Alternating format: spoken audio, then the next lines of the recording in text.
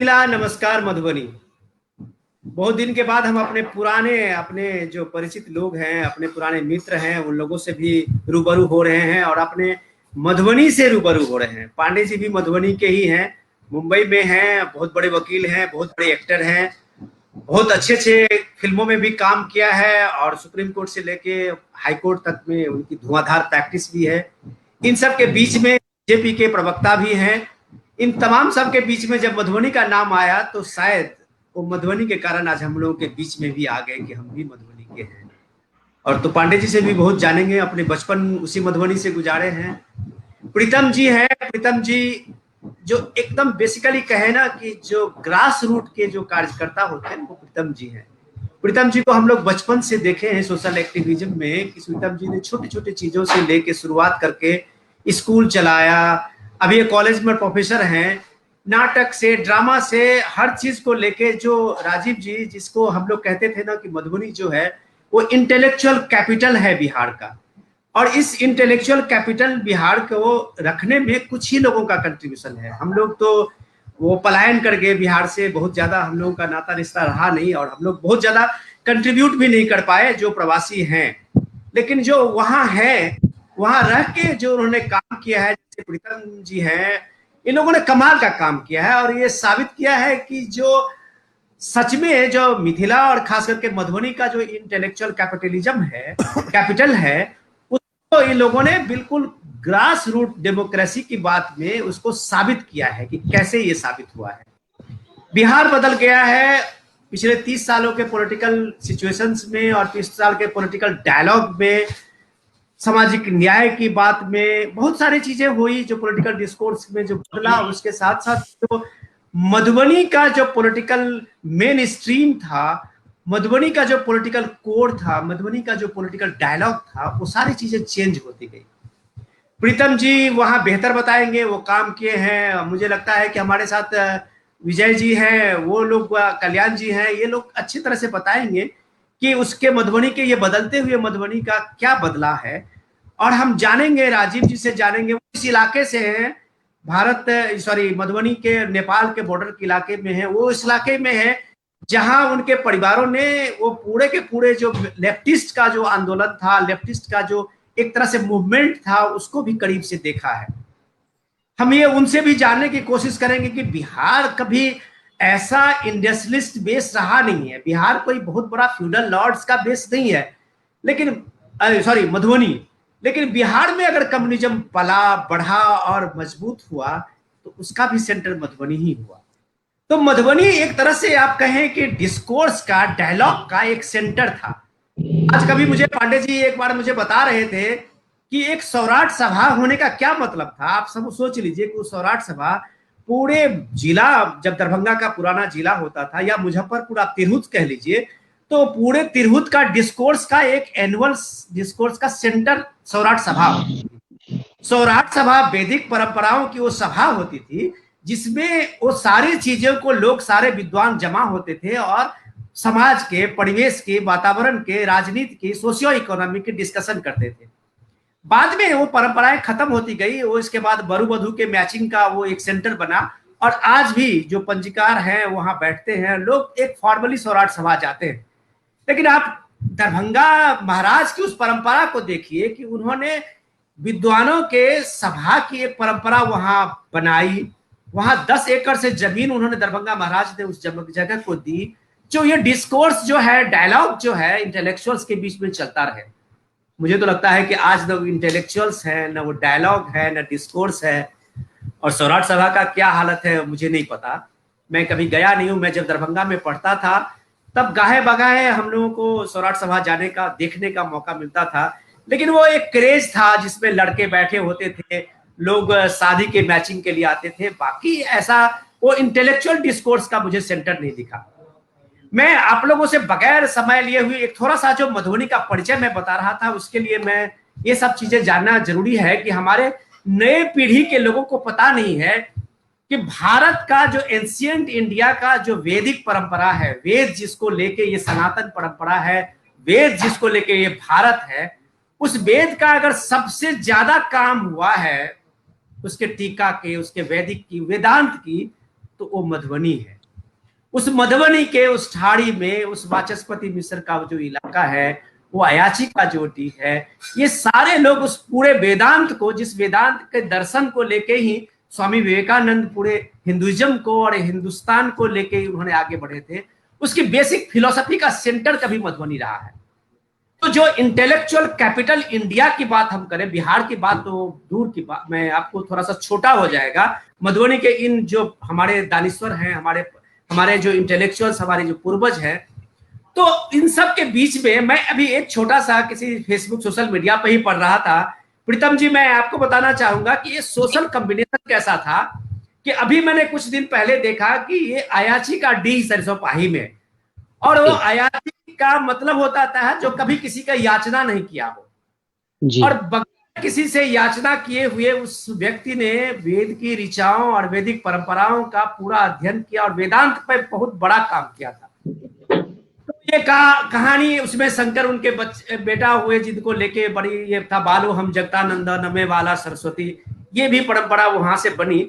लेकिन मैंने अभी एक सोशल मीडिया पे ही पढ़ा, जब अयाची डीह का बनना शुरू हुआ तो उस गांव के एक धोबी को एक स्वप्न आया कि अयाची जैसे धरोहर के डीह पे पूरे गांव का कूड़ा करकट फैला हुआ है और किसी ने उसको देखना और किसी ने उसको संभालने की जरूरत नहीं समझी। तो उस धोबी ने अपने खर्चे से, अपनी मेहनत से उस डीह को साफ कराया और पूरे जतन से।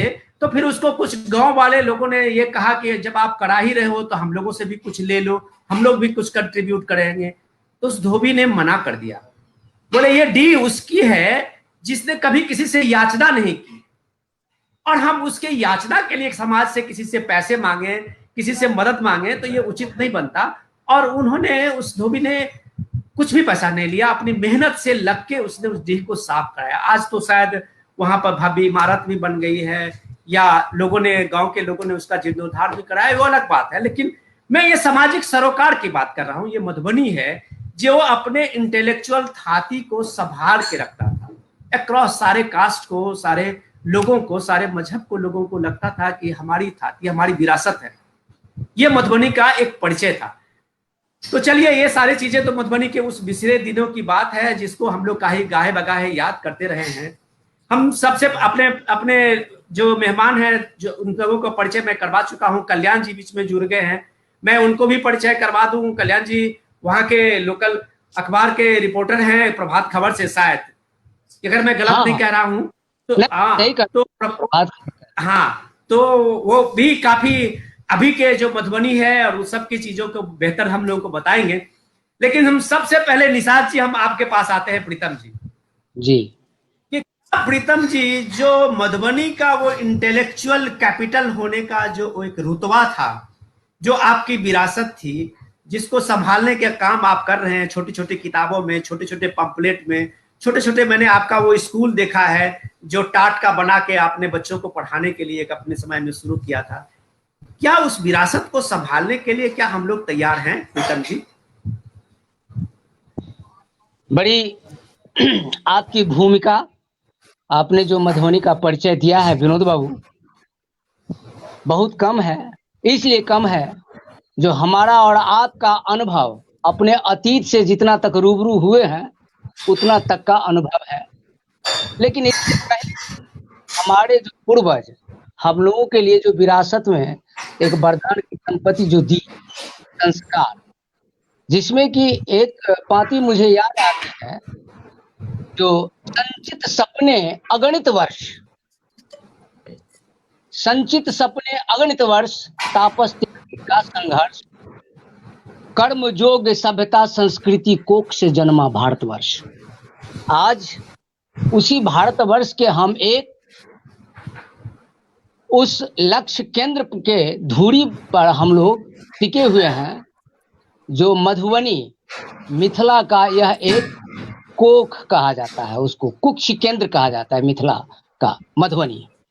आज उस मधुबनी से हम और आप आगे बढ़े हैं, जन्म लिए हैं, पले हैं, पोसाए हैं। संस्कार और शिक्षा का जो प्रसाद मिला है अपने पूर्वजों से, उसके अंतर्गत जो आज का समाज जो है विकृतियों के दंश से अपने आप में सब त्रासदी के मारे हैं।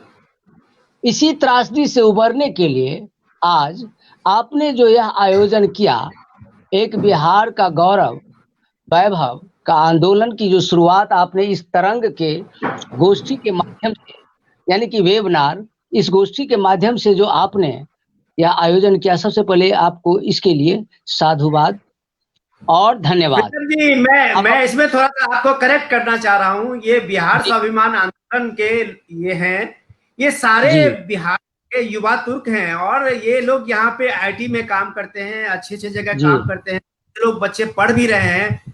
लेकिन जी बहुत कमाल का काम किया है इन्होंने कि बिहार स्वाभिमान आंदोलन इसका नाम रखा है और जी अपने बिहार के उस परंपरा को, उस छाती को संभालने और अपनी जी नई पीढ़ी को बिहार से परिचय कराने का एक बहुत शानदार काम किया है। मैं जी जी उनको साथ देता हूं इस चीज के लिए जी कि हम अपने बिहार को, आप कह सकते हैं कि हम कृतज्ञ हैं। हम पले बढ़े, पढ़े लिखे, लेकिन हम लोगों ने बिहार को कुछ नहीं दिया है। हम लोग तो बस आ गए, अपनी नौकरी चाकरी में लग गए। जी प्रीतम जी, आप कंटिन्यू करिए। नहीं तो जो भी आपकी संवेदना जो है, या आप संवेदनशील हैं, यह भी आपकी महानता है, जो जवाबदेही और दायित्व कर्तव्य को झेलते हुए, संभालते हुए, अगर आप अपनी छाती पर इस तरह से चिंतनशील हैं और बुद्धिजीवियों का, मनीषियों का विचार जो समेट रहे हैं, हमारे जो युवा समुदाय जो है इस पर जो अपनी चेतना को जागृत किया है, उसके लिए वे भी साधुवाद के पात्र हैं। मुझे तो ऐसा लग रहा था, मैं गुरुदेव से भी कहा था, जो जुग यौवन स्वर गूंज रहा है और नवजुग देखो ऊँघ रहा है, सावधान हो राष्ट्र चितेरे, काल सर्प कोई सूंघ रहा है। तो इसी वेदना को आज आप सभी ने जो उकेरा है, साधुवाद के पात्र है और अपनी छाती और अपने पूर्वज के वरदान को संभालने का प्रयास किया है। अब रही बात प्रीतम जी, हम आपके पास प्रीतम जी, हम फिर दोबारा आएंगे। हम दूसरे मेहमान से अभी जाते हैं कि राजीव जी बैठे हुए हैं मुंबई। ठीक है, जी राजीव जी, जी, ठीक है, ओके, राजीव जी धन्यवाद के पास मैं इसलिए जाना चाहूंगा कि जी हम इस पुराना जो एक गौरव है, हमारा जो इतिहास है, उसके बाद जी राजीव, आपको मैं याद दिलाऊं कि मधुबनी एक तरह से प्रयोग धर्मी रहा है, अपने सियासत से लेके और सोशियो इकोनॉमिक डेवलपमेंट तक। बिहार में, मधुबनी में जितने प्रयोग हुए हैं, इतना फर्टाइल इलाका पॉलिटिक्स के लिए कहीं दूसरी जगह नहीं हुआ। आप ये देखिए कि बिहार में अगर सोशलिज्म की बात हो, कम्युनिज्म की बात था, तो मधुबनी ही बना। 5 बार भोगेंद्र जी कम्युनिस्ट पार्टी से एमपी बने, चतुरानंद मिश्र एमपी बने, मिनिस्टर हुए। आपने इन सब चीजों, उस हालात में जब मधुबनी कोई ऐसा फ्यूडल लॉर्ड का ऐसा बेस नहीं था जिसके खिलाफ में वहां कम्युनिज्म पैदा हुआ, या मधुबनी कोई ऐसा अर्बनाइजेशन डेवलपमेंट का एक सीन नहीं था, या इंडस्ट्रियलाइजेशन का एक ऐसा बड़ा हब नहीं था जिसके खिलाफ में कम्युनिज्म उठा। लेकिन मधुबनी कम्युनिस्ट बना, मधुबनी कम्युनिस्ट का हब बन गया। मधुबनी के कम्युनिस्ट से कई एमएलए जीतते रहे हैं, उसके 10 एमएलए कंस्टिट्यूएंसी से। मधुबनी एमपी जो है कंस्टिट्यूएंसी, वो लगातार अपने सीपीआई के कैडर्स को वहां पे लगातार जिताते रहे भोगेंद्र जी को, और भेजता रहा है। ये कैसा ये मधुबनी, राजीव, अगर आप मेरी आवाज सुन रहे हो तो ये मधुबनी में ऐसा क्या था? इसके पीछे रीजन क्या था? विनोद जी नमस्कार, प्रीतम जी को बहुत बहुत नमस्कार, और भी जो हमारे हैं उनको नमस्कार। देखिए, मुझे ऐसा लग रहा है कि पहले आपके सवाल पर आने से पहले मैं 1 मिनट कुछ और कहना चाहूंगा। देखिए, जो मधुबनी है या जो मिथिलांचल है, जो मुझे समझ में आता है, वो कंप्लीटली डिफरेंट कल्चर की जगह है। बिहार में बहुत सारा कल्चर है, पहले देश में बहुत कल्चर है, बिहार में भी बहुत सारा कल्चर है, और उसमें मधुबनी एक डिफरेंट कल्चर है। अगर आप देखिए कि कहीं भी जो डेवलपमेंट है, या तो पॉलिटिकल मूवमेंट से होता है, आध्यात्मिक मूवमेंट से होता है, तो हमारा इतना रिचनेस है हमारे आध्यात्मिक कैपिटल का। एक तो पॉलिटिकल कैपिटल है, आध्यात्मिक कैपिटल है। तो आध्यात्मिक अगर आप देखिए तो वहां के लोग जिनका नाम आप ले रहे थे अयाची जी का, कि उनका क्या कंट्रीब्यूशन था कि आज हम उनके बारे में बात कर रहे हैं कि बिना याचना किए हुए वो सब कुछ करते थे। तो वो तो करते थे, लेकिन उस समय का जो समाज था वो भी इतना इनरिच्ड था कि उनको लगता था कि बिना मांगे इनकी सारी चीजों की पूर्ति होनी चाहिए। तो अयाची जी तो महान थे ही, लेकिन जो उस समय का समाज था वो भी इक्वली उतनी ही उसी बड़े लेवल का था। इसीलिए जाकर के अयाची जी जैसे लोग वहां पैदा हुए, बड़े हुए और वो सरवाइव किए।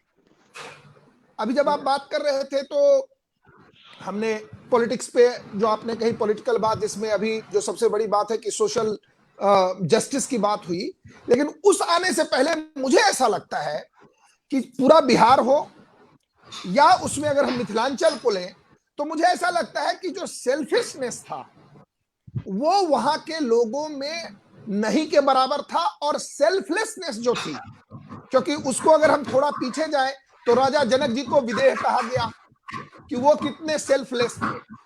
उसके बाद जब आप आइए तो विद्यापति जी हमारे यहाँ हुए, जिनका आध्यात्मिक डिफरेंट था, और वहीं पर एक विद्रोही कवि ना बाबा नागार्जुन भी पैदा हुए। ये हमारा पूरा का पूरा इलाका है और ये हमारा हिस्ट्री है। और मुझे लगता है उस हिस्ट्री से जब हमारा ट्रांजिशन फेज हुआ, देश आजाद हुआ और उसके बाद जब ट्रांजिशन हुआ, अब उसके पीछे क्या कारण था, ये मेरे हिसाब से निषाद जी ज्यादा अच्छा बताएंगे कि क्या हुआ। क्योंकि हम लोग तो वहां जीवन के 15-16 साल के बाद हम बाहर दिल्ली यूनिवर्सिटी में पढ़ाई के लिए फिर दिल्ली मुंबई में रहने लगे। लेकिन मुझे ऐसा लगता है कि जो वहां कम्युनिज्म का जो प्रादुर्भाव हुआ, उसके पीछे सोशल जस्टिस से पहले का मूवमेंट है कम्युनिज्म, वो मुझे ऐसा लगता है कि वहां के लोग सभी प्रकार के आइडियोलॉजी की समझने की कोशिश कर रहे थे। जब लेनिन राजीव, मैं आपको एक याद दिला राजीव, मैं आपको एक चीज याद दिला दूं बीच में, बड़ा इंटरेस्टिंग है इसलिए मैं टोक रहा हूँ, सॉरी। दरभंगा महाराज पे एक बार इलेक्शन में खड़े हुए थे मधुबनी से, आपको और मैं सॉरी, हम लोगों के बहुत मैंने आप कह सकते हैं कि जन्म से पहले की बात होगी।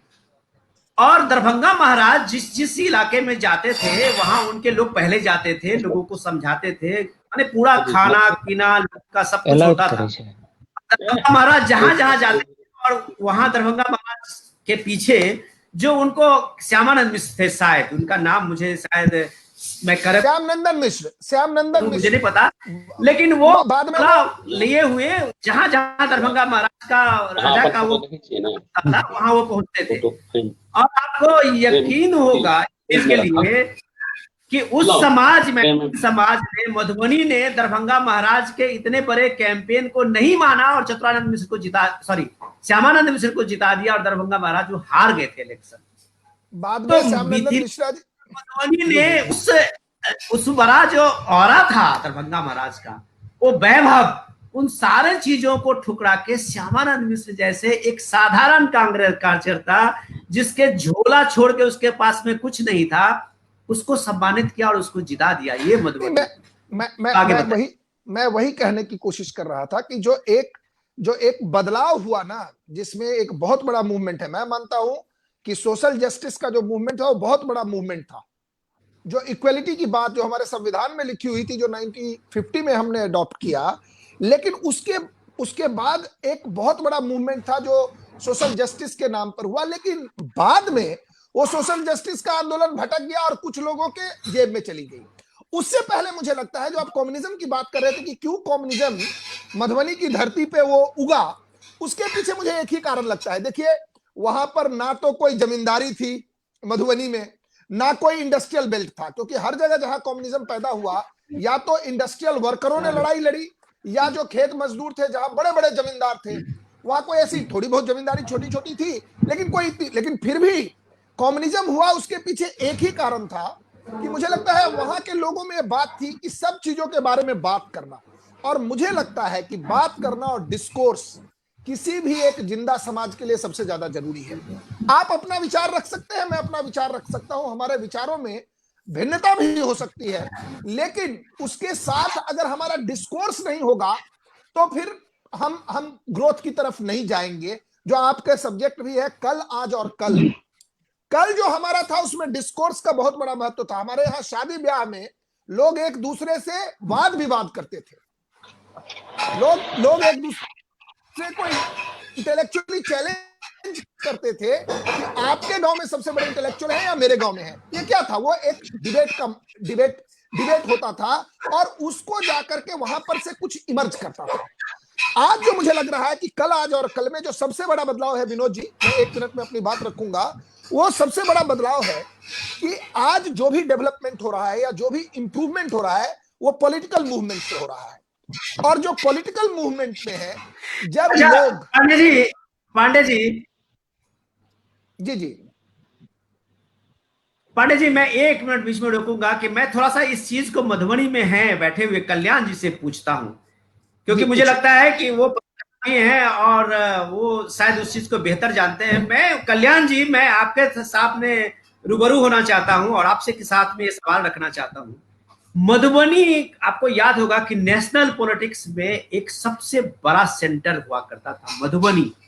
ललित नारायण मिश्रा थे, और ललित नारायण मिश्रा भले ही सहरसा के हों, लेकिन उनका पूरा पॉलिटिकल करियर और पूरा पॉलिटिकल वैभव मधुबनी ने सींचा और उतना बड़ा बनाया।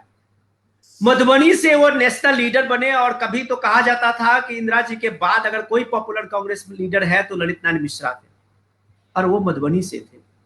उसी मधुबनी से जगन्नाथ मिश्रा कई बार इलेक्शन जीते और वो चीफ मिनिस्टर, 3 बार चीफ मिनिस्टर हुए। इसी मधुबनी से आप देखिए कि कद्दावर सारे जो तमाम लीडर थे इसी मधुबनी से हुए, चाहे चतुरानंद मिश्रा जी हो या फिर आपके हुकुमदेव नारायण यादव हो, देवेंद्र प्रसाद यादव हो, ये सारे लीडर सब जो है ये सब इसी में है कि इन्होंने नेशनल पॉलिटिक्स में, पॉलिटिक्स की तो बात छोड़िए, उस सारे पॉलिटिक्स में अपनी एक पहचान बनाई। ये आखिर क्या हुआ कि मधुबनी उस रास्ते से भटक गया, और ऐसा भटका कि मधुबनी में सब आपको कहीं पे किसी भी कास्ट हो, भले ही ये सो कॉल्ड सामाजिक न्याय के बीच में सारा कास्ट फैक्टर बन गया, लेकिन मुझे नहीं लगता कि जो मधुबनी लीड करता था कभी पूरे बिहार का, कभी पूरे देश का, उस इंटेलेक्चुअल और उस लीडरशिप के फेज में आज मधुबनी में कोई लीडरशिप है, चाहे वो किसी भी पार्टी के हो, किसी भी अक्रॉस ऑल पार्टीज। ऐसा क्यों हो गया कल्याण जी? या है, या मुझे लगता है कि मेरी जानकारी ना हो, ऐसे बड़े कद्दावर लीडर हों जो नेशनल पॉलिटिक्स को इंप्रेस कर रहे हो और स्टेट पॉलिटिक्स को इंप्रेस कर रहे हो। क्या आपकी नजर में ऐसा कोई है क्या कल्याण जी? जी विनोद जी नमस्कार। जी नमस्कार विनोद जी, राजीव जी और निषाद जी। मेरी आवाज जा रही है क्या? जी जी जा रही है। आवाज आ रही है। हाँ हाँ, जी आवाज आ रही है। आ रही है, आ रही है आवाज। हमारा जो विषय है, जी हमारा जो विषय है मधुबनी कल, आज और कल। जी तो देखिए मधुबनी में क्या था कि सबसे पहले जब पौराणिक कथाएं हम लोग सुनते हैं तो रामायण काल से जुड़ा हुआ समृद्ध मधुबनी, उसके बाद राजा लक्ष्मेश्वर सिंह जो मधुबनी के राजनगर को अपना राजधानी बनाना चाहते थे। मधुबनी में जरूर कुछ था, उन्होंने स्थापना, बहुत उद्योगों की स्थापना की, चीनी मिल, पेपर मिल दरभंगा में बनवाए, उन्होंने स्थापना कराई यहाँ के लोगों के लिए। और यहाँ का विरासत जो है बहुत समृद्ध रहा। धीरे धीरे ऐसा होता गया कि जब आपने कहा कि कम्युनिज्म जब यहाँ आया तो राजीव जी ने बताया कि यहाँ न जमींदारी थी, न इंडस्ट्रियल बेल्ट था, लेकिन वही जो राजा लक्ष्मेश्वर सिंह का विरासत गांव में जो था उसी पर नजर गड़ाए हुए कम्युनिज्म यहाँ छाया। और यहाँ के एक समय में मधुबनी को केरल कहा जाता था। यहाँ से बहुत विधायक, एमएलए, एमपी हुआ करते थे, और वो राष्ट्रीय लेवल पर, जैसे कि आपके भोगेंद्र झा, जिन्होंने यहाँ के लिए बहुत काम किया, धरातल पे वो अभी तक नहीं उतर पाया है। जो कोसी नहर हम लोग देख रहे हैं, हाई डैम नेपाल में उन्होंने सोचा था, कल्पना की थी कि निर्माण हो जाए तो यहाँ का इलाका जो है समृद्ध हो जाए, कृषि क्षेत्र, लेकिन वो हो नहीं पाया। तो मधुबनी ने, आपने सही कहा कि मधुबनी ने भोगेंद्र झा को दिया। उसके बाद आपको चतुरानंद मिश्र यहाँ से हुए, देवेंद्र प्रसाद यादव हुए, जगन्नाथ मिश्र हुआ करते थे। लेकिन धीरे धीरे वो जो राजनीतिक परिक्षेत्र है वो जातिवाद और धर्म में टूटता गया। और हमारे समाज में, जो हमारा समाज मधुबनी एकता के लिए जाना जाता था, वो धीरे धीरे जातिवाद में टूटता गया। यही हरासमेंट हुआ समाज में, और आज की राजनीति में इसका लाभ ले रहे हैं हमारे राजनेता। उनको कोई जरूरत नहीं है, जनता जात में बंटकर उनको फायदा उठा दे रहे हैं। यही बात है विनोद। कल्याण जी मैं यही सवाल प्रीतम जी से पूछ रहा हूँ। प्रीतम जी, गाहे जी बगाहे को ये जो हमारे राजनेता हैं उनसे रूबरू होते हैं रहे हैं, वो भी आप लोगों के पास में आते रहेंगे, भले ही चुनाव के समय में भी दिखते हो। लेकिन मुझे याद है आप भी बहुत लोगों को जानते होंगे, और चाहे कांग्रेस का दौर रहा हो या आरजेडी का दौर रहा हो या अभी अब जेडीयू का दौर हो, इस दौर में हमें एक लीडरशिप जो चाहिए, समाज को लीडर देने वाला, ऐसा बड़ा हाई प्रोफाइल या बड़ा लीडर क्यों नहीं पैदा होता है? क्यों ऐसा होता है? या मधुबनी जैसे जगह में एक समाज के एक बड़े लीडर उभर के नहीं आ रहे? इसके पीछे रीजन क्या है प्रीतम जी? मेरे समझ से विनोद बाबू, इसका रीजन मैं यही समझ रहा हूँ, जो मेरा अनुभव भी रहा है, मैं बहुत से सानिध्य भी बना के अध्ययन किया है। पहले हमारी राजनीति जो थी एक आदर्शवादी राजनीति, अब की जो राजनीति है स्वार्थवादी राजनीति इतनी बढ़ गई है, जो कार्यकर्ता अपने आप को समर्पित कार्यकर्ता तो मानते ही नहीं है, वो केवल राजनेता के अंग बन करके उनके आगे पीछे करते हैं। जिसका कारण होता है जो एक दूसरे का देखा देखी हमारे समाज में जो कई तरह की विकृतियां बढ़ती जाती है और समाज का समाज से टूटन हो रहा है। यह एक जो कमीशन खोरी और दलाली प्रथा जो आ गई है समाज में, इसलिए एक कद्दावर नेता को आगे नहीं बढ़ने देता है, और एक कद्दावर नेता का हरासमेंट जो हो रहा है उसे हतोत्साहित किया जाता है। इस कारण से कोई सही लीडर अब समाज में पनप नहीं रहा है, वो कर्तव्यहीन भी और हतोत्साहित हो रहा है। यह भी कारण है। आज की राजनीति व्यावसायिक राजनीति हो गई है। जी, बहुत शानदार। और मुझे लगता है कि हमारे सारे पैनल में जो लोग हैं उनको भी अच्छा लगा होगा। मैं राजीव जी के पास जाता हूँ। राजीव जी, प्रीतम जी ने बहुत शानदार बात बताई कि हम लोग अभी पिछले बार में गांव गए थे, तो उसको किसी को मैंने पूछा कि क्या करते हो, तो उसने मुझे बताया कि मैं ब्लॉक जोतता हूँ। थोड़ी देर मैं समझ नहीं पाया ये ब्लॉक जोतना कौन सा नया एक बिहार सरकार का ये आया है भाई। मुझे बताया किसी ने कि इसका कोई काम नहीं है, ये सिर्फ काम करता है मोटरसाइकिल से, ब्लॉक आता है रोज, और ब्लॉक में जितना काम होता है लोगों का, चाहे वो इंदिरा आवास योजना हो, चाहे वो शौचालय स्कीम हो, या जितने भी फ्लैगशिप स्कीम्स हैं, उसमें वो लोगों का काम कराता है और सब में इसका कट है और उसे मिल जाता है। तो पूरा का पूरा जो सोसाइटी है, जो प्रीतम जी का अभी मैंने सुना, तो मैं अपने को उस चीज से कनेक्ट कर रहा हूँ कि वो एक सिर्फ इसमें ये जी रहा है कि उसका कट क्या है, और इसी कट में सोसाइटी अपने अपने को डिवाइड कर लिया है। राजीव जी, मैं इसमें बेसिक सवाल आता हूँ कि हमें मधुबनी में फेल हो रहा है। विनोद बाबू, मैं कट रहा हूँ, मेरा नेटवर्क फेल हो रहा है। नहीं, वो आ जाएगा, आप बने रहिए, वो अपने आप आ जाएगा दोबारा। राजीव जी, मैं आपसे एक चीज ये जानना चाह रहा था कि मधुबनी को हम लोग एक तरीके से बहुत मोस्ट बैकवर्ड इलाके के इसलिए कि हम बाढ़ से प्रभावित रहते हैं। हमारा डिस्ट्रिक्ट जो है वो 3-4 महीना तो बाढ़ ही, नेपाल में एक छोटी सी भी बारिश हुई और हम बाढ़ में कूदने लगते हैं। यहाँ पे भले बिहार के मधुबनी में एक बूंद भी पानी न पड़े, लेकिन हमारे यहाँ पानी में हेलो, ये तो त्रास। लेकिन मैं ये जानना चाह रहा हूँ राजीव जी कि इसी इंडस्ट्री की बात आप कहेंगे तो मधुबनी इंडस्ट्रियलाइजेशन में काफी आगे रहा है। एक दौर था जब आपके मधुबनी में एग्रो बेस्ड इंडस्ट्री, महाराज दरभंगा ने उस समय में 3 एग्रो बेस्ड इंडस्ट्री चीनी मिल लगवाए, और इतनी बड़ी इंडस्ट्री थी कि कम से कम कई के गांव थे कि लोग उससे रोजगार पाते थे। यही मधुबनी था, यही बाढ़ प्रभावित इलाका तो सदियों से रहा है। लेकिन एग्रीकल्चर के साथ साथ वहां एक इंडस्ट्री का भी लोगों का एक सेकंड ऑप्शन होता था, एक रोजगार के एक साधन होते थे। तो पॉपुलेशन का इतना बड़ा विस्तार हुआ, पूरी की पूरी कम्युनिटी जो समाज था, परिवार था, वो एग्रीकल्चर पे ही रख के, तो जाहिर सी बात है कि सबसे ज्यादा अगर पलायन सीमांचल के बाद कहीं हुआ है तो मधुबनी में हुआ है। तो क्या राजीव जी, आप इतने करीब से सोसाइटी के बीच में रहे हैं, आपने इस पे काम किया है, ये पलायन का जो सबसे बड़ा अभिशाप मधुबनी को मिला है, जिसके पहले, जिसमें इंडस्ट्रियलाइजेशन पूरी तरह से खत्म हो गया और इतनी बड़ी समृद्धि थी जो एग्रो इंडस्ट्री का, जो मधुबनी में दरभंगा महाराज ने उस समय में चुना था 90 के उस दशक में, वो इसकी कोशिश क्यों नहीं हो पाई? देखिए विनोद ऐसी जी, क्यों व्यवस्था नहीं?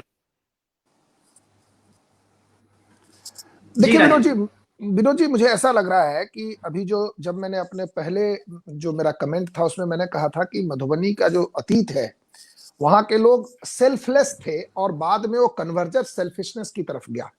तो मैं खुल करके नहीं कह रहा था, लेकिन बात ये तय है कि हमारे यहाँ लोग, आप भी गांव से आते हैं, लोगों ने अपनी जमीन पर पोखरा बनाया सालों पहले समाज के लिए, और आज आप गांव जाइए तो लोगों ने पोखरा को कैप्चर किया है। ये काफी है आपको मिथिलांचल को समझने के लिए। हर गांव में जिन लोगों के पास जमीन थी, उन्होंने पोखरा को खुनवाया कि लोगों को पानी मिलेगा। बारिश में जब पानी आता है तो वहां जो एक जलयुक्त शिवार करके महाराष्ट्र में एक बहुत बड़ा प्रोग्राम है जो सरकार ने चलाया, वो मिथिलांचल में लोगों ने चलाया था, और वो आजादी के पहले का चला हुआ आंदोलन है। तो और 100 साल पहले, जी मैं वही कह रहा हूं। तो इसका मतलब क्या हुआ, जो हम कुंदन जी भी वही कह रहे थे निशा, तो मेरे पहले ही उद्बोधन में मैंने कहा कि देखिए, पहले जब राजतंत्र था, जथा राजा तथा प्रजा, अभी हो गया है जथा प्रजा तथा राजा। आप ही चुनते हैं।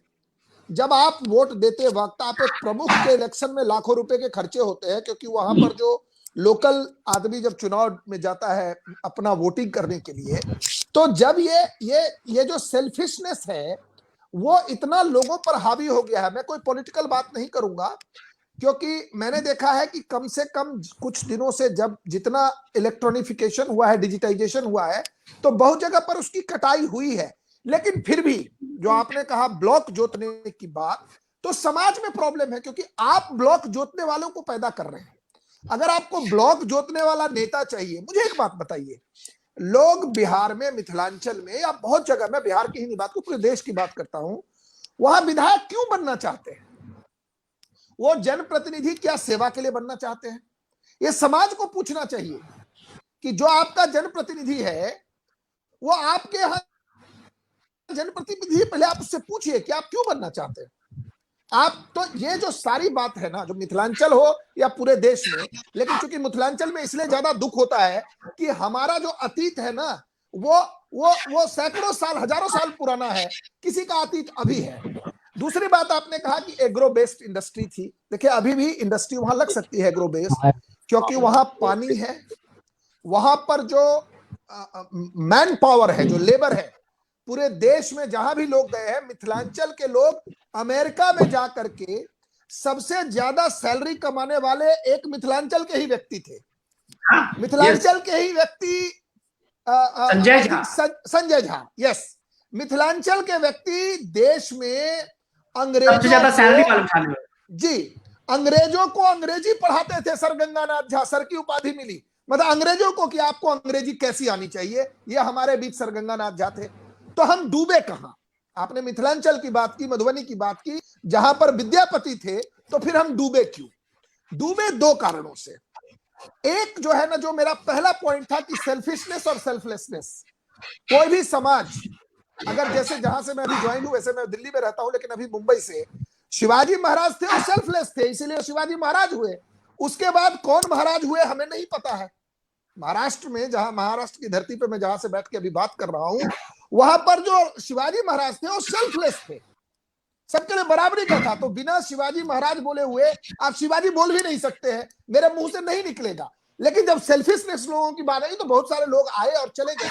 मुझे लगता है कि मिथिलांचल या मधुबनी, अगर हमको अपने अतीत में जो हमारा गौरवशाली अतीत है, अगर आप उसको अचीव करना चाहते हैं, तो हर व्यक्ति को यह पूछना चाहिए कि आपका जो जनप्रतिनिधि है वार्ड प्रमुख से लेकर के और एमपी तक, आप उनसे पूछिए। और उस बीच में जो डाउनफॉल का जो मुझे सबसे कारण लगता है, जो सोशल जस्टिस का जो कॉन्सेप्ट था कि एज ए कॉन्सेप्ट वो बहुत अच्छी चीज थी। इक्वलिटी जो बाबा साहब भीमराव अंबेडकर ने हमारे संविधान में दिया, और सोशल जस्टिस, लेकिन क्या सोशल जस्टिस के नाम पर हमने कुछ लोगों के लिए उनको पावर और सत्ता दिया? ये मैं नहीं पूछ सकता, आप नहीं पूछ सकते। हर व्यक्ति को अपने जनप्रतिनिधि से पूछना चाहिए कि सोशल जस्टिस का नारा तो आपने बहुत दिया, लेकिन क्या भाई भतीजावाद आप नहीं करते? क्या आप जब इलेक्शन में जाते हैं तो आप नहीं कहते कि हमारे जाति के लोग हमको वोट दें? आखिरकार हम जाति के आधार पर वोट क्यों करते? तो ये मुझे लगता है कि ये एक चर्निंग है और समाज को ये देखना पड़ेगा, क्योंकि जब समाज का नुकसान होता है तो इंडिविजुअल कितना भी ग्रोथ कर ले, अगर समाज नीचे की तरफ जा रहा है तो इंडिविजुअल ग्रोथ का कुछ मतलब नहीं है, सामाजिक ग्रोथ की बहुत जरूरत है। अच्छा, और बहुत अच्छा ये राजेश मेरा जी, व्यू है। Thank you. बहुत शानदार। आपने इतना खास का इसको डिफाइन किया है कि मुझे लगता है कि हम मधुबनी के लोग, अगर हम लोगों को सुन रहे होंगे, काफी लोग हैं जो जुड़े हुए हैं, हम लोगों को एक बार रिट्रोस्पेक्ट करना चाहिए। कल्याण जी, इतने लोग, आप देखिए कि मधुबनी का कोई भी ऐसा गांव नहीं है मधुबनी का जिसके 60% से ज्यादा लोग पलायन न कर गए हो। मैं तो कई गांव देखता हूं ऐसा कि बुजुर्ग के सिवा उस गांव में जवान लोग नहीं है। कोई बड़ा गांव है जिसमें कुछ जवान लोग हैं तो हैं, बाकी सारे लोग के जवान जो है गांव में वो खाली हो गया। वो लोग चले गए हैं, पलायन कर गए हैं, चाहे वो गुजरात गए हो, दिल्ली गए हो, कलकत्ता गए हो, गए हैं, रोजी रोटी के काम मारने गए हैं। वो लोग गए हैं जो से जूझ अनस्किल्ड रहे हैं। लोग, वो लोग गए हैं। आज जब वो कोरोना के काल में वापस आए थे, क्या कल्याण जी उन सारे प्रवासी जो बिहारी थे या प्रवासी बिहारी हैं, उनको आज वापस आना पड़ रहा है, लोग वापस लौटने लगे हैं अपने अपने अपनी पुरानी जगह पे। तो क्या इस प्रवासी को, जिसके बल पे आप मधुबनी का पूरा इकोनॉमी चलता है, पूरा जो मनी ऑर्डर इकोनॉमी है, वो सबसे ज्यादा बेस है उस मधुबनी और मिथिलांचल का, उसको आप रिस्पेक्ट नहीं दे पा रहे हैं? ये इसके पीछे वजह क्या है?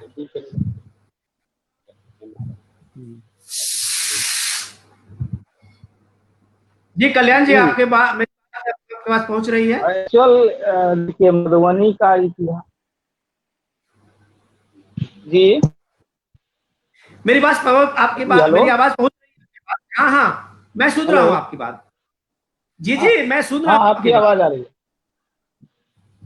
थोड़ा जी, देखा जाए मधुबनी में पलायन हुआ, पलायन का दौर से चालू स्टार्ट, जब से हमको जनता दल के लोग धीरे कल्याण जी, आपके मजदी नेटवर्क के में प्रॉब्लम है। इतिहास के आपके बारे में आपको एक बार बता, यहाँ कहा है मधुबनी का खादी भंडार पूरे दुनिया में प्रसिद्ध है। मधुबनी का खादी भंडार, जहाँ डॉक्टर राजेंद्र प्रसाद जो हमारे प्रथम राष्ट्रपति थे, उन्होंने यहाँ के खादी भंडार की धोती ली थी, जो धोती एक अंगूठी में आर पार हो सकता है। वहाँ हमारे मिथिला मधुबनी की महिलाएं पुरुष अपने हाथों से धागा बनाते थे, धोतियां कपड़ा बनाते, और यहाँ से हजारों लोगों की, लाखों लोगों की कह सकते हैं कि उससे रोज, हमारे यहाँ 3 चीनी मिल थी, तीनों चीनी मिल, एक मधुबनी का बता दें कि मधुबनी जो है या मिथिला तो जगह जो भी है वो उपयोग सीख, यहाँ का सीख एक होता है कि ना वो बाढ़ में क्षति हो सकता है और ना सुखाड़ में, और मधुबनी किसी आधार में यहाँ होता है तो किसी वर्ष सुखाड़ हो जाता है। आप देखते होंगे कि दोनों मुआवजा देना पड़ता है सरकार, और यहाँ अगर गन्ने की खेती, ईख की खेती हो, तो हमको नहीं लगता है कि किसी भी यहाँ के किसान को या यहाँ के युवाओं को बाहर, और यहाँ मिल जो एशिया, मधुबनी पंडौल का सूता मिल पूरे एशिया में फेमस था यहाँ का। और राजनीति धीरे धीरे जैसे राजनीति का डिमोरलाइजेशन होता गया, धीरे धीरे सब बंद हो गया, उसके प्रति किन्हीं का ध्यान नहीं। इसका मूल कारण यही समाज में जो कुरीति आती गई, धर्म और जाति का राजनीति पनपता गया, धीरे धीरे ये विलुप्त होता। यही कारण है कि यहाँ के लोग पलायन किए। अब सवाल उठती है कि यहाँ के लोग उस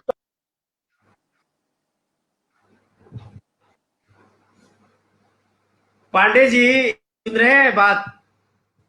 पांडे जी, आप जी कल्याण जी जी की बात सुन रहे हैं? बिल्कुल सुन रहे आपका हैं। मिथिलांचल और ये मधुबनी है। आप देखिए पांडे जी, सीधे सीधे आप देखिए राजीव कि आपके मधुबनी में 10 एमएलए कंस्टिट्यूंसी है। 10 एमएलए कंस्टिट्यूंसी में आप देखेंगे कि हर एमएलए कंस्टिट्यूंसी की अपनी अपनी एक खास विशेषता है। हर गांव की अपनी, आप जाएंगे हर एक गांव की अपनी खास विशेषता है। जो ये बात कह रहे थे अभी कल्याण जी कि राजेंद्र बाबू एक धोती खरीदने जब खादी भंडार पहुंचे तो एक अंगूठी के रिंग में उनको पूरा धोती निकाल के दिया गया था। आज भी आप मधुबनी के स्टेशन पे आएंगे तो वो जुलाहे आपको उसी पुश्तैनी के लोग मिलेंगे जो अभी भी काम कर रहे हैं, लेकिन उनका कोई कदर नहीं है। आपको जुलाहा हैंडीक्राफ्ट्स का जो बहुत सारा काम है जो मधुबनी में के सारे लोग अभी पुश्तैनी कर रहे हैं, लेकिन उसका कोई कदर नहीं है, कोई मार्केट नहीं है। किसी सरकार ने 30 साल में ये कोशिश नहीं की कि ये जो मोदी जी का आज आत्मनिर्भर भारत की बात हो रही है, ये आत्मनिर्भर मधुबनी तो पहले से था, किसी ने उसको सांस नहीं लेने दी और वो मर गया। आज सब जी जी मैं यही जानना चाहूंगा आपको कि ये मधुबनी जैसे शहर में, मधुबनी जैसे इलाके में, उसके गांव में जो आज रूरल टूरिज्म की बात हो रही है, प्रो पुअर टूरिज्म की बात हो रही है, तो ये पीएम का जो ये संकल्प है आत्मनिर्भर भारत का, तो उसके पुराने जो उसके कसीदाकारी है, मधुबनी पेंटिंग्स हैं, वो जुलाहे के जो टॉप हैंडीक्राफ्ट्स हैं, उसको रिवाइव किए बगैर, जो अभी कल्याण जी आपको बता रहे थे कितना आत्मनिर्भर हमारा समाज था।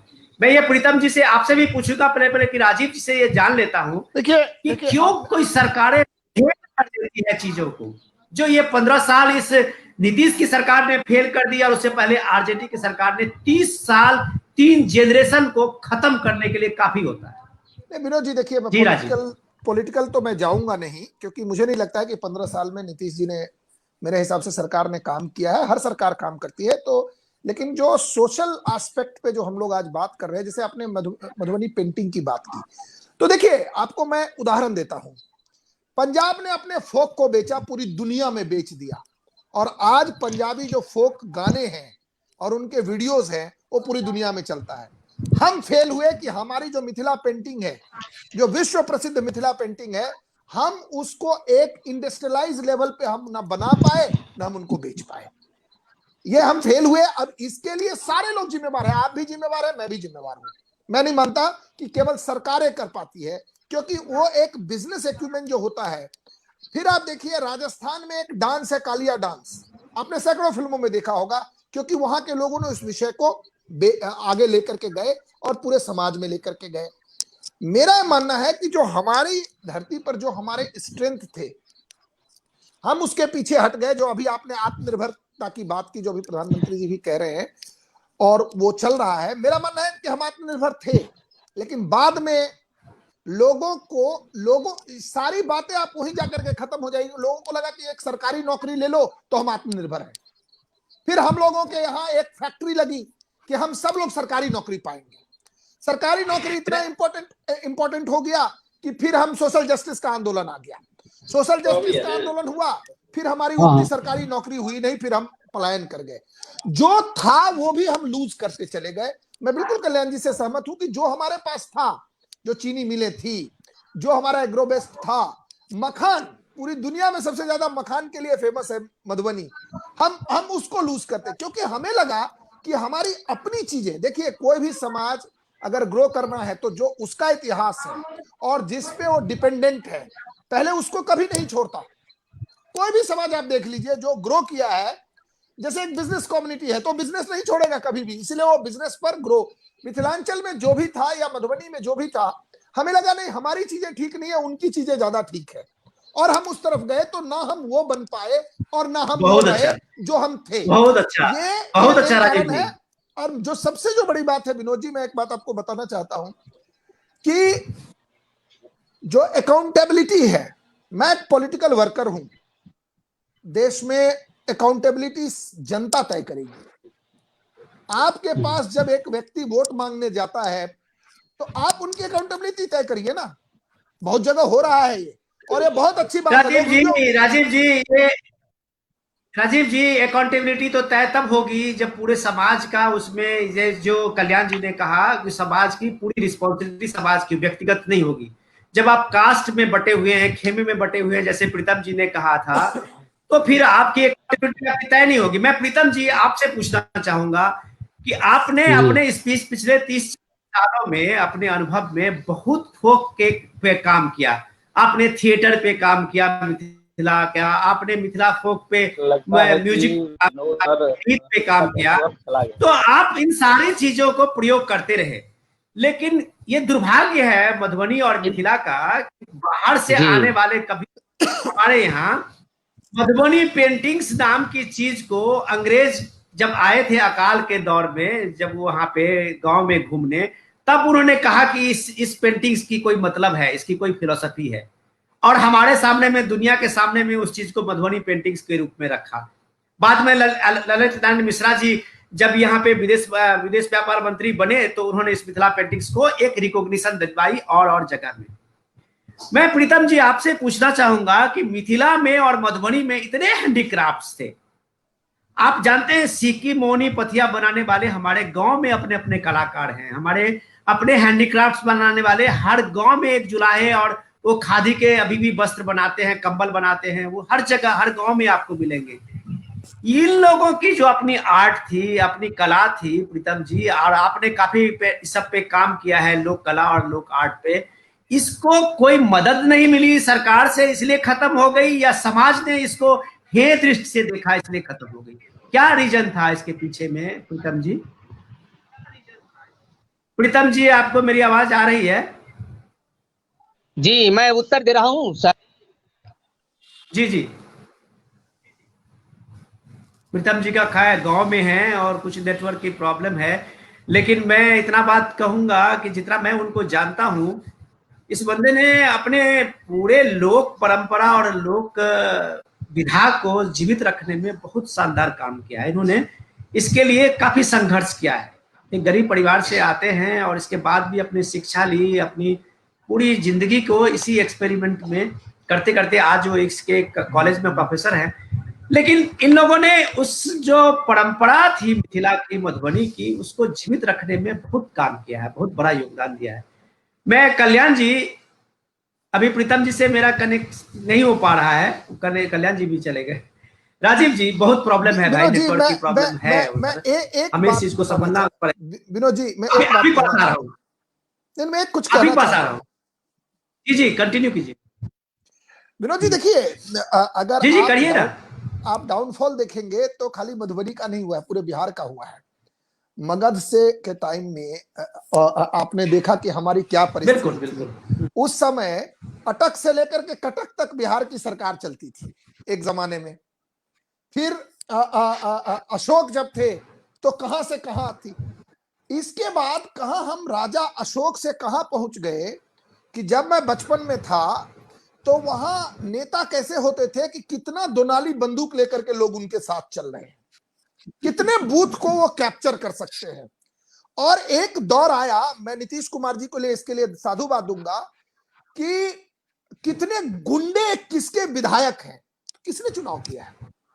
हमने और आपने चुना है। आप जितनी बड़ी बड़ी बातें कर लें कि नाम मैं लेना नहीं चाहता, सारी पार्टियों में भरे थे जिनके ऊपर दर्जनों मुकदमे, मर्डर, रेप, ऐसे मुकदमे चलते थे और उनको लोग चुनते थे। आपने देखा कई तो अभी भी जेल में डबल मर्डर काट रहे हैं, डबल लाइफ काट रहे हैं, 2-2 एमपी डबल लाइफ काट रहे हैं। कलेक्टर की हत्या हो जाती है क्योंकि भीड़ ने मार दिया। तो कहां हम जा रहे थे और आज हम कहां जा रहे हैं? मैं एज ए पॉलिटिकल वर्कर मैं सोचता हूं कि जब आप अपने किस प्रकार के लोगों को आप अपना हीरो बनाते हैं, हमारे हीरो भगवान राम होने चाहिए ना। हमारे हीरो कम से कम अशोक की ही बात करते कि उनका सिस्टम कैसा था, चंद्रगुप्त मौर्य था। हमारे यहाँ कैसे कैसे लोग आए, चाणक्य आए, लेकिन हमने हीरो बदला, हमने हीरो रा- बदला और राजीव धीरे धीरे। जी राजीव राजीव, मैं आपसे पूछना चाहूंगा कि बिहार में ये पलायन का दौर हो या फिर जो इंटेलेक्चुअल्स या पढ़े लिखे लोगों का शिफ्ट हुआ, जैसे आप लोग आए और अपने अपने करियर बनाया और आप आज एक अच्छे मुकाम पे हैं। आप मल्टी आप कह सकते हैं कि जो इस तरह के जो चीज़ों में आपने अपने ज़िंदगी में एक्सपीरियंस लिया है, तो बहुआयामी व्यक्तित्व के आप धनी हैं। आपने फिल्म में काम की, आपने थिएटर में काम की, आपने लॉ की पढ़ाई पूरी की, तो अच्छे अच्छे प्रैक्टिस किए और काफ़ी अच्छे प्रैक्टिस में आपका नाम और यश मिला। मैं आपसे जहाँ पॉलिटिकल पार्टी में भी आए तो उसमें भी आपने काफ़ी नेशनल पार्टीज के जो हो डिबेट है उसमें आपने अच्छा बढ़ चढ़ कर भाग लिया, और हमें लगता है मधुबनी में आप हम लोगों के सामने में एक जरूर प्रेरणा के स्रोत है और आप एक आइडियल बन सकते हैं। लेकिन आप लोग जैसे लोग को का जो एक कर्तव्य है कि वो एक बार वापस अपने मिथिलांचल, अपने मातृभूमि के, अपने जगह, अपने गांव की तरफ जाएं, तो आज भी क्यों पढ़े लिखे लोग वापस जाने में, पॉलिटिकल सिस्टम में आने में संकुचाते हैं, संकोच करते हैं, या फिर वो रिस्क समझते हैं, क्यों नहीं जाना चाहते हैं? राजीव जी, मैं आपसे पूछना नहीं, चाहूँ। नहीं, मुझे मुझे मेरा कहना है कि ऐसी कोई बात नहीं है। देखिए क्या है ना कि एक कंड्यूसिव एटमॉस्फेयर की बात है। मुझे नहीं लगता कि पढ़े लिखे लोग नहीं है जाना चाहते हैं वापस या वहां नहीं है। जो हमने सिस्टम तैयार हो गया है, जो एक इकोसिस्टम है वहां का, इकोसिस्टम में तय ही होता है कि किस जाति के कितने लोग हैं। मैं एक पार्टी की बात नहीं कर रहा। तो जब आप ये इकोसिस्टम है, तो एक आदमी जब चुनाव लड़ने जाते हैं उससे पहले वो देखते हैं कि हमारा क्या होगा, इन्वेस्टमेंट और रिटर्न की बात करते हैं, और वो सबसे ज्यादा वहां हो रहा है, पूरे देश में हो रहा है, मैं नहीं कह रहा हूं कि। लेकिन बिहार की जो पृष्ठभूमि है वो हमारी बहुत अच्छी थी, और उससे जो हमारा डाउनफॉल, इसलिए हमारा गैप ज्यादा दिख रहा है। और मुझे नहीं लगता कि लोग जा रहे हैं, और मेरे हिसाब से मुझे लग रहा है कि ये लोग वहां पर अपनी परिस्थिति के अनुसार से लोग जा रहे हैं, सेटल भी कर रहे हैं, और बदलाव आएगा, क्योंकि बदलाव तो नियम है। तो जब डाउन एकदम खत्म पे हम लोग निचले स्तर पे है तो वो उभार ही होगा। मुझे मेरा ऐसा मानना है कि लोगों को वहां पर ऐसा लगेगा कि क्या जिस समय हम जो भी एक्टिविटी करते हैं, सोशल एक्टिविटी, पॉलिटिकल एक्टिविटी, तो हम अपने निचले पर हैं। कहा विद्यापति जी के समय को देखिए कि उन्होंने क्या लिखा, आज हम कहाँ हैं। भोजपुरी में भी आप देख राजीव, लीजिए, मैं मिथिलांचल में भी। हमारे पास प्रोग्राम को खत्म करने का टाइम आ गया, लेकिन मैं चलते चलते कल्याण जी से एक कमेंट ले लूंगा। कल्याण जी, मधुबनी और मिथिलांचल जो है वो सामाजिक भागीदारी के लिए जाना जाता है। जो सोशल कॉम्बिनेशन है और सोसाइटी का एक जो ताना बना था, वो बहुत मजबूती से अपने यहाँ सोसाइटी एक दूसरे पे जुड़ी हुई थी, एक दूसरे के पूरक बनती थी। आज जो मधुबनी की हालत मैंने देखी, पूरे देश में स्वच्छ भारत अभियान जो है हर जगह कामयाब हुआ है। ओडीएफ, ओपन डिफेकेशन जो है वो एक तरह से पूरे देश में मुकाम हासिल किया है। मैं जब कभी गांव जाता हूं और मैं देख के हैरान होता हूं कि मधुबनी के कई गांव ऐसे हैं जो आज भी लोग खुले में शौच करने के लिए मजबूरन उनको आना पड़ता है, या तो उनके उनके पास में वो शौचालय बना नहीं, या एडमिनिस्ट्रेशन जो है उनके पास में कोई तरकीब नहीं दिया कि उनके पास अगर जमीन नहीं है तो कोई कम्युनिटी शौचालय बने और गांव के लोगों के लिए एक तरह से एक सामूहिक रूप से शौचालय का निर्माण हुआ। ऐसा नहीं हुआ। तो क्या मैं ये जानना आपसे जानना चाहूंगा कि ये सारी चीजें ऐसे टूटती गई, तो मधुबनी के लीडरशिप देने के लिए, या मधुबनी के लीडरशिप में, या मधुबनी के पॉलिटिक्स में, या चुनाव में, या मधुबनी के सरोकार में शामिल होने के लिए आपके जो प्रवासी लोग हैं, जो पढ़े लिखे लोग हैं, वो वापस क्यों नहीं हो रहे हैं? कल्याण जी, क्या संकोच है उनको, क्या दिक्कत है कि वो घुलना नहीं चाहते हैं, मिलना नहीं चाहते हैं, या मधुबनी का जो अब समाज है वो एक तरह से बहिष्कृत कर दिया है अपने प्रवासी को? नहीं, बहिष्कृत तो नहीं किए हैं वो लोग। कभी कभी आते हैं, इस चुनाव के समय में आते हैं। देखिए, सामाजिक कार्य में अगर बढ़ चढ़ के आप रहिएगा तो आपको आज न कल प्रतिफल जरूर मिलेगा। लेकिन प्रवासी लोग आते हैं, वो भी सोचते हैं कि मिथिलांचल है, हो सकता है यहाँ पैसे के बल पे हम ऊपर आ जाए, लेकिन ऐसा नहीं है। जब आप समाज में आइएगा, कुछ दिन काम कीजिएगा, एक चुनाव कम से कम एक पंचवर्षीय स्ट्रगल कीजिएगा, समाज के सामने दिखिएगा, उसके बाद आपका पैसा या आपका तरकीब काम आएगा। ऐसा बहुत नहीं अच्छा। होता है। लेकिन प्रवासी लोग आते हैं जरूर, लेकिन वो यहाँ से फायदा नहीं उठा पाते। बहुत अच्छा। लेकिन प्रीतम जी, मैं जी आपके जी पास जी आपसे लास्ट कमेंट चाहूंगा, हमारे पास अब समय नहीं है। प्रीतम जी, आप लोग भोज बहुत करते हैं। मधुबनी में कुछ भी नहीं है, सारे मैक्सिमम लोग या घर के बच्चे जो हैं वो बाहर काम करते हैं, नौकरी करते हैं, अपनी अपनी रोजी रोटी करते हैं, या जो हमारे प्रवासी मजदूर हैं वो अपने अपने जगह पे काम करते हैं। लेकिन भोज का जब समय आए तो पूरे मिथिलांचल मधुबनी में एक उत्सव बना रहता है। तो क्या पूरी इकोनॉमी जो है मधुबनी की या अपने इलाके की, गांव की, इसी भोज पे कंसंट्रेट कर गई है क्या प्रीतम जी, या कुछ सामाजिक काम भी हो रहे हैं? मैं आपसे जानना चाहूंगा। जी, बहुत अच्छा सवाल किया है आपने। भोज जो है, आजकल हम लोग उद्दंड अभिलाषी हो गए हैं, गुड। समझ रहे हैं? हम लोग जी उद्दंड जी। अभिलाषी हो गए हैं। हाँ अभिलाषा भी बहुत है, लेकिन उसकी हाँ। मर्यादा का हम पालन नहीं कर रहे हैं। यह भोज भी अब जी जी। व्यावसायिक होता जा रहा है, सामाजिकता उसमें क्षीण हो गई है। भोज में अब सामाजिकता, एक दूसरे का कोई मदद करने के लिए नहीं आता है, केवल खाने के अभिलाषी हो गए हैं और उद्दंड अभिलाषी। मैं दो टुक कहूंगा, जो पहले पहले कहाँ दुन सब गांव में निक जगह लोग रहे छल, आ 10-20 लोगक बीच चिकन का खिस्सा पिहानी सुनै छल, ब्याह श्राद्ध 10 गर्जा काज में संग मिल सब बहै छल। आ मुदा आब ठगहरवा झूठा नेता फड़ गेल, अपन गाम कतऽ गेल? अब गाम वाह, गाम नहीं रह गए, है ना? तो यही बात है, बहुत हमारी सामाजिकता जो है अब स्वार्थ लोलुप ऐसा हो गया है। भोज में भी हम राजनीति करते हैं, भोज में भी हम वोट बटोर रहे हैं, भोज खिलाते हैं वोट पाने के लिए, भोज खिलाते हैं हम व्यावसायिक में सफलता प्राप्त करने के लिए। भोज हमारा आत्मिक और सौहार्दता का और हमारी जो संवेदना के जो सत्य है बहुत अच्छा। वो तड़प रही है, रो रही है। हम केवल संवेदन शून्य होकर के केवल ठगने के एक लिबास बना करके हम भोज खा रहे हैं, उससे और उससे कुछ पा रहे हैं, अब भोज खिला रहे हैं तो उससे हम वसूल भी रहे हैं। कुछ भी नहीं है, अब सामाजिकता, आत्मिकता, संवेदना के शून्य में है। इसलिए बहुत अच्छा। भोज को भोज मानते हैं, प्रीतम जी, व्यापार मानते प्रीतम जी, ये प्रीतम जी, हैं। फैशन बन प्रीतम गया जी है, बहुत फैशन बढ़िया। बन जी गया और है। प्रीतम जी बहुत, हाँ, बहुत बढ़िया।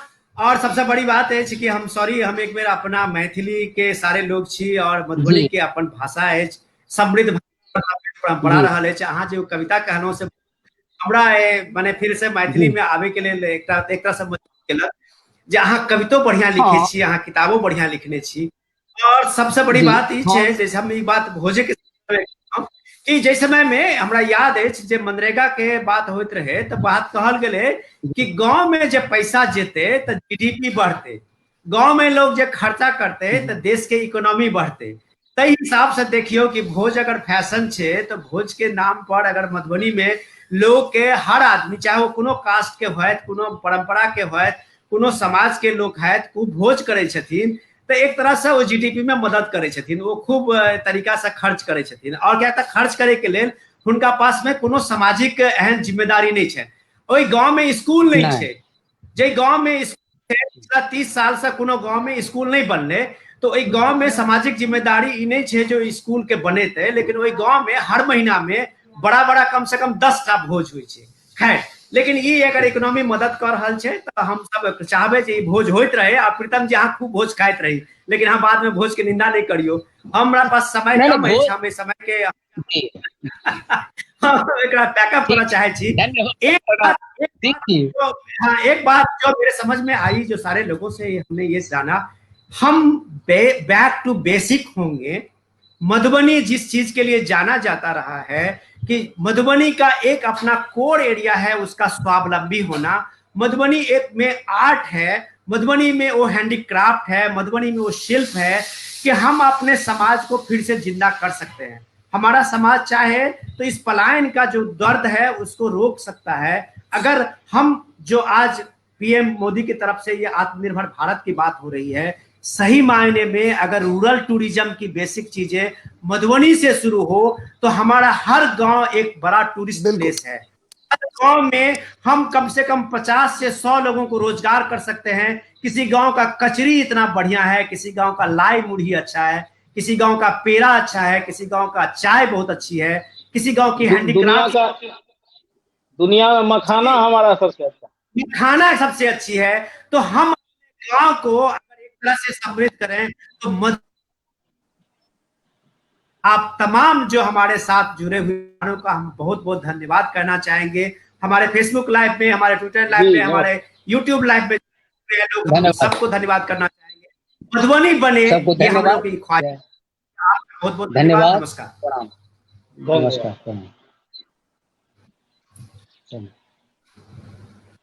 Thank you sir, thank you. Program हुआ ना